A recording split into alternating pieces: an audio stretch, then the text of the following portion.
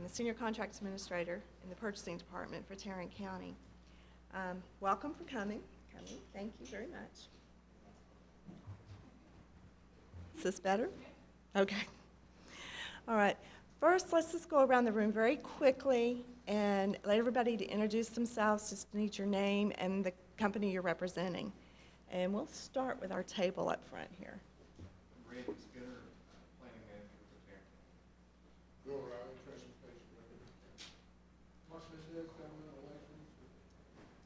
Jack Beeching, Tarrant County Purchasing Agent. You guys want to? Tom Solomon, Chief of Staff for Tarrant County Judge. Jay Singleton, Assistant County Administrator. I'm G.K. Manning, Sumner County Administrator. Okay. And we've got, David Dean with the International. okay. Russell Stopper with the International. Tom Harper with Demo Engineering. Charles Stone with Sarah Group. Cynthia Northwhite, OCGPR. Okay. Kingswood Capital Consulting. I'm Larry Redden with IEA Engineers. Mark Ragus, Corps of Engineers. Don says Newton Bowen Associates. Judy Fairbrother with ATP Transportation. Michael Rhines with Internal Affairs. Kurt Mulligan, Fraser Metals. Stanford Lynch, Freeze Nichols. Alan Greer with Freeze Nichols. Brian Schamberger, Kinley Warren. Jason Meyer with Texas Communications. Will Rackhoff, Fraser Metals. Bob Cox, Assistant Purchasing Agent. James Ross, Purchase. Okay. Before we get started, that will be the last time you'll be able to speak without speaking into the microphone. Okay? Did you want to announce this? Sure. Okay. What we'll do is first I'm going to go over a few procedural procedures and that. If you have questions, you're going to need to raise your hand, and then Megan is going to come to you with the microphone so that everybody can hear you. This is being recorded, so we also want to make sure it gets on the tape. All right. If you brought your RFP packet that was posted on the website, you may want to have that out to be able to refer to it. I'm going to just go through some of the important things as far as procedures and what to sign and all of that. First page, I'm going to be on page 2. And this is the RFP for professional services for the development and implementation of the strategic transportation enhancement program for Tarrant County. Just make sure you are correct. When you submit your proposal, we are asking for 12 copies, and we are also requesting 1 electronic copy. Megan, I may need this one.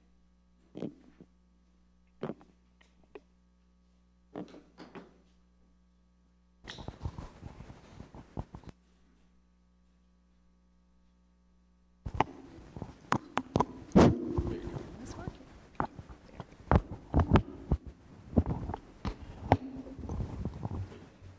Okay, is this better? Yes. All right. So 12 copies and 1 electronic file that you can put on a flash drive or a disk for us.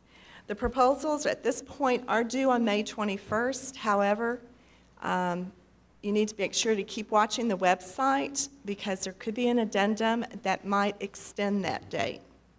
So that's very important to keep going back to the website all throughout this process for any announcements, addendums, any special instructions that might be posted. Okay. All proposals are due in the purchasing department by the due date at 2 o'clock in the afternoon. Proposals must be clearly marked with the RFP number, the name of the company submitting the proposal, and the date and time of opening. So that this particular case, in case it has not been extended, it would be May 21st at 2 o'clock. Okay. The original copy of your proposal must be marked original so that we can clearly identify that. Any proposal received after the advertised due date will not be accepted. So make sure you keep checking that website again. Make sure you are on time. It has to be 2 o'clock, not 2:01. Okay. Any oral explanations or instructions after this proposal will not vary the terms. I'm sorry. None of the oral explanations will vary the terms. But if you should leave and have additional questions or want to submit some clarification in writing, you may do so by the due date of questions. The due date is Wednesday, April 30th. That's this coming Wednesday. And you would fax the questions to my attention, and the fax number on the bottom of page 2 is the fax number that you would use. Okay, and I did say that it is the respondent's sole responsibility to review the website and retrieve all documents prior to the RFP due date. So make sure you are doing that. The RFP signature form must be signed, and I'll show you where that's at in a minute. Failure to provide signature on that form renders the proposal non-responsive, as well as any other form that requires the signature, like the certification of eligibility, possibly, or if your failure to submit reference page or questionnaires, addendum, and any other specified forms of documents will be grounds for rejection of entire proposal. So make sure you read through this whole packet. Confidential information, if you're submitting information that you feel is confidential, you need to make sure you mark those pages confidential, and we request that you put those pages in a separate envelope so we can easily identify them. Obviously, we are subject to the Open Records Act, and so anything that you submit confidential will be subject to that act. Okay. Page 6 is the contract term. In this particular one, we're requesting a 12-month contract with 4 12-month optional renewals. Okay. Page 7 is your insurance requirements, so you want to review those. We request that you submit either a copy of a certificate of insurance or an acknowledgement that you are insurable. And of course, before the contract actually begins, you would have to submit an actual certificate that has reference to Tarrant County. Okay. Page 10 is a section, it's titled Proposal Requirements, and it lists forms and other information that we are requesting. So you want to read over that and make sure you're answering all those questions. Page 11 is the cost proposal, and there is a form in the back that we're going to ask you to fill out. We are asking that the cost be submitted to us, put it in an envelope and seal it, and then put that inside your proposal package that you're sending to us. Because that information we're going to keep sealed, and then at one point during our evaluation we'll open it. So. And remember that the cost proposal must set forth all costs associated with the proposed response to this RFP. Page 12 is your evaluation criteria. I'm sure you'll want to review that to make sure you are responding to that. On page 13, item C at the top of the page, we are asking that respondents shall have no contact regarding this RFP with any members of the evaluation committee, members of the commissioner's court, or their staff, or other elected officials prior to award. So just keep that in mind. And I'm going to skip back to page 20 is your vendor reference form, and we are asking for 5 references. And I do request, because we do check our references, to make sure if you use a reference that you let them know that they will be called or could potentially be called, and make sure that they're agreeable to that. Because if we get a reference that does not want to answer our questions, then you'll get 0 points for that reference. Page 22, this is the RFP signature form. This is what it looks like. This form has a signature on it. You must sign this form. Failure to do so, I won't be able to help you. Your proposal will be rejected. So, and make sure, because it does happen. The next page is a stop sign, just to make sure that you know we're serious and that we really do want to remind you to submit with signatures. This is just the addition of that page. And then the next form, certification of eligibility. This form also must be signed. This simply is just stating that your firm is not debarred or ineligible for federal grant money. But we do need it signed. Page 25 is proposal subcontractor information. This information must be filled out and I would suggest fill it out if you're the primary, fill it out, sign it. And any subcontractor that you may choose to use, make sure you have it filled out for them and that they have signed it. Okay.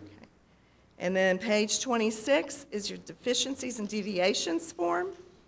This is just where you can list any exceptions to the RFP specifications or places where perhaps you're not quite meeting the qualifications. You need to highlight that for us so that we know. If you do not put anything on here, then the assumption is that you're meeting all the requirements 100%.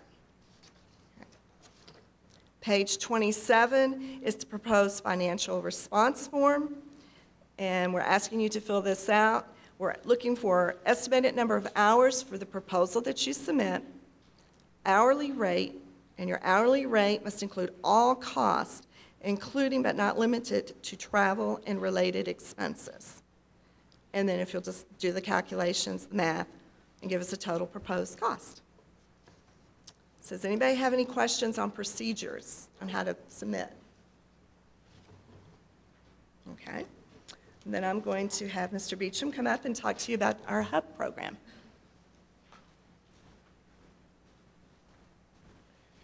You know, I can't emphasize enough what Diana said about signing your bid document.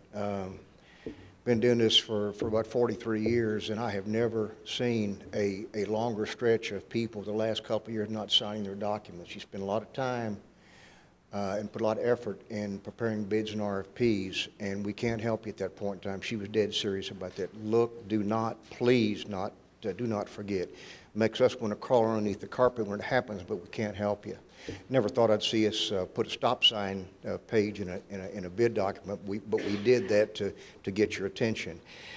Tarrant County, as you know or may not know, Commissioners Court established a 20% good faith effort HUB program several years ago. We've not done a disparity study. There are no set-asides, but the more HUB participation that you can garner, the better it will be for you. I can assure you that that means something to our Commissioners Court and to us in purchasing and to everybody in Tarrant County. There's about 5 pages of HUB information. I'm not going to bore you with that. Please take time to read it. It's 51% to the right as far as participation and ownership, but it's, again, it's a 20% good faith effort, and be sure and include that in your RFP document. GK, turn it over to you right now.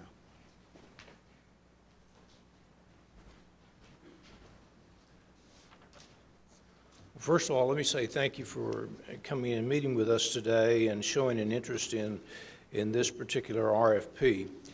You know, I think we've heard a lot about the RFP, and we're going to open it up for questions in just a minute. So, the individuals that you see here are county staff people, and as we work through the process and when the final RFP and the contract is signed, Bill Riley and Transportation is going to be the lead within the county that is going to manage this particular contract.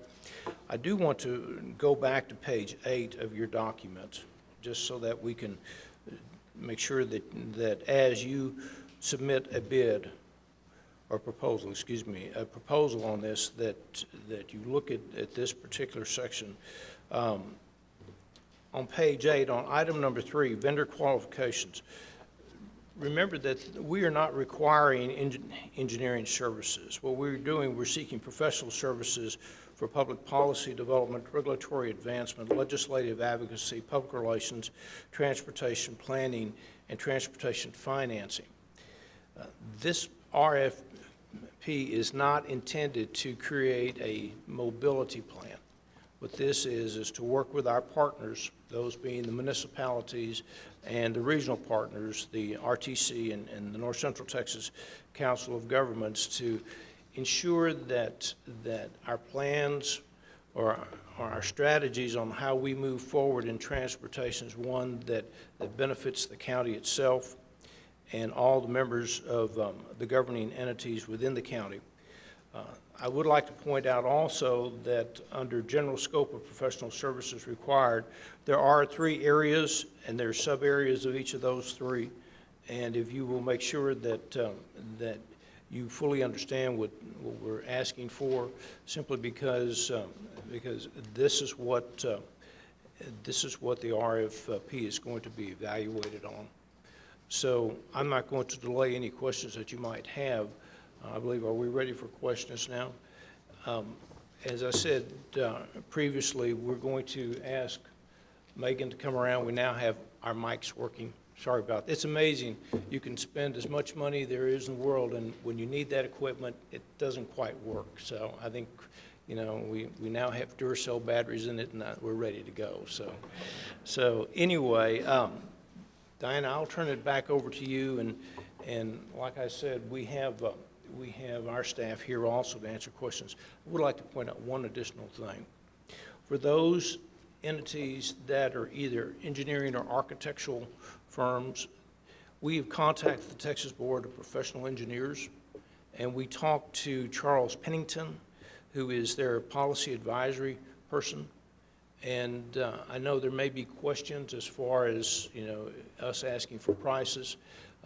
Mr. Pennington had come to the conclusion that this was not an engineering services RFP, but he encouraged anyone who would like to discuss that with him to simply give him a call.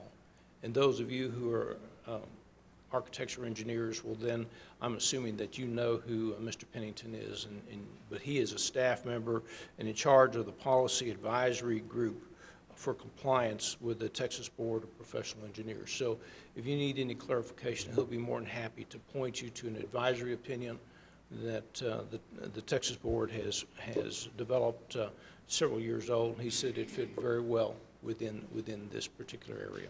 So with that, Diana, I'll turn it back over to you.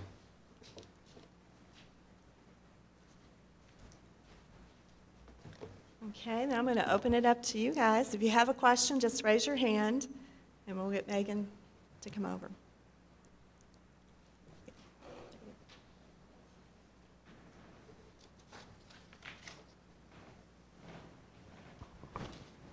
On page 9, it mentions creating a database, and the question was, is there a predetermined tool for this, or is that vendor discretion of what tool you use for the database? A tool for the database. Babe. I think as far as the database, as far as you saying a formal type database. Yeah. I think it probably would be to whatever kind of database you want to submit to. Okay. You don't have any special type database. So you don't have a okay, all right. A couple of administrative ones. So you mentioned 12 copies, and you talked about the cost proposal. You only have to have 1 copy of the cost proposal that goes in the overall packet then, is that, or do you need 12? We would prefer that we have an original and 12 copies of the proposal. Cost proposal as well? Okay. Is there an anticipated start and end date at this point? I think it's going to be up to when we do get the contract in place as far as we'll figure that out. Okay. We do that. Okay.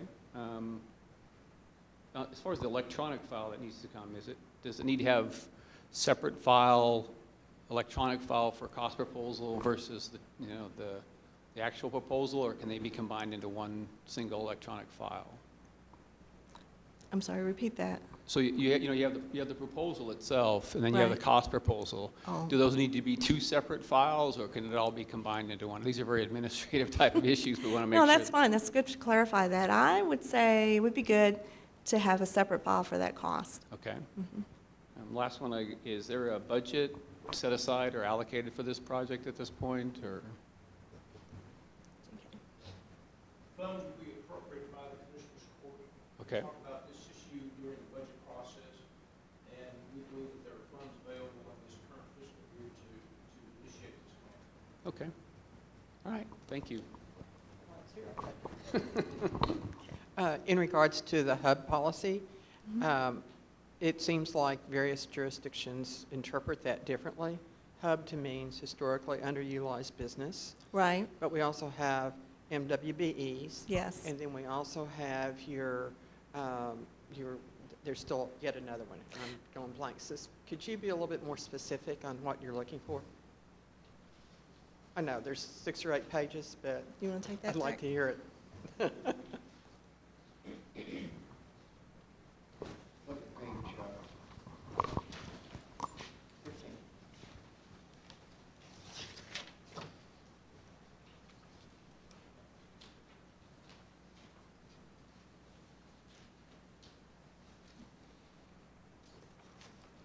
Historically, hubs, women, women's enterprises, EVEs, every category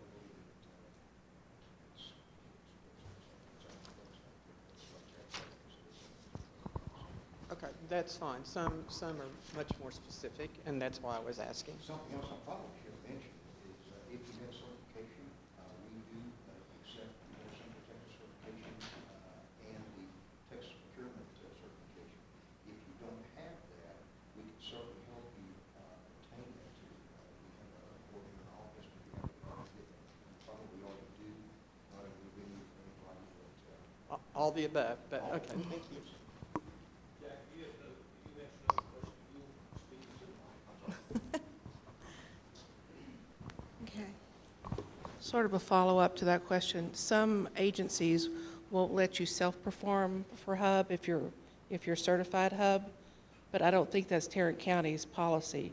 Tarrant County lets you count, if you are certified a hub, they let you count your own firm services. Is that correct? That's correct. Yes, that's correct.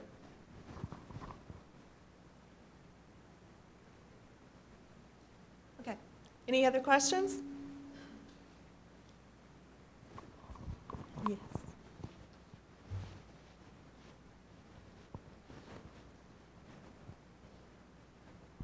Thank you. Alan Greer with Freeze and Nichols. A couple of just format things. You mentioned the required forms for subconsultants. Is that just the one page signed in the back, or is that also the 6 or 7 items that mention references and a lot of other information? That's good. It does state in there, yes. The other items, we would like to know that information as well. Okay. What page was it? So that's under vendor requirements, I guess that, too many papers. Right. Under vendors' experience and capability, and I think we're also, we're going to have to clarify that number 5. I think we met the required forms up above, but I don't think so. But no. What we'll do is we'll clarify that, because I think there was a question on that came in as well about number 5 as to what that really meant. But basically, we are going to ask information about your subcontractor. Rather than just their name, we want to know what are they doing, what's their experience as part of the evaluation. Okay, and also make reference to the references if we also need them to have the 5 references and all the other. Right, we'll clarify that. Okay. The other section on the cost proposal itself, we mentioned the format, is a PDF format in 2 separate files. Is that okay to submit? Yes, PDF is perfect. That's Okay. fine. And then I'm assuming the cost is just for the first calendar year, 12 months? Yes, yes. Okay. That's all I have. Anybody else?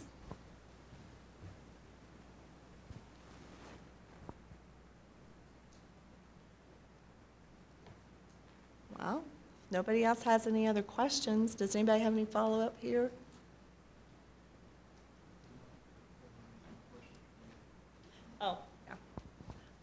questions are due on Wednesday at noon. So be sure if you have questions, once you walk out that door, write them down, fax them to me by noon Wednesday. And then keep checking the website. The questions will be responded to on the website, as well as any addendum, clarifications, or if the due date changes. And you should keep checking that website all the way up to the point that the proposal is due. Because not that it ever, rarely happens that something gets posted on the day it's due, but you never know. So keep checking.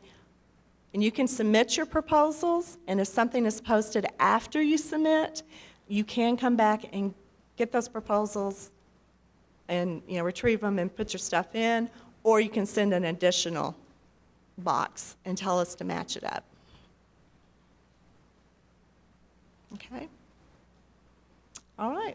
Then we'll go ahead and adjourn this meeting. Thank you very much for coming.